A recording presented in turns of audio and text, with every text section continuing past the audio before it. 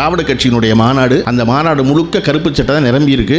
அந்த மேடைக்கு வந்த ஜெயகாந்தன் திராவிட கழகத்துக்கு எதிரான கருத்தை பேசுகிறார். பேசுனா மாநாட்டு பந்தலில் உட்காந்துருக்கு ஆயிரக்கணக்கான பேர் டே உட்கார ஒரே சத்தமாக இருக்குது. பெரியார் மேடையில் உட்காந்துருந்த ஒரு மைக்கை வாங்கி சத்தம் போடக்கூடாது, நம்ம பேசணும், அவர் கேட்டார். அவர் பேசுனா நம்ம கேட்கணும். நமக்கு எதிர்த்து பேசவே மாட்டாரா?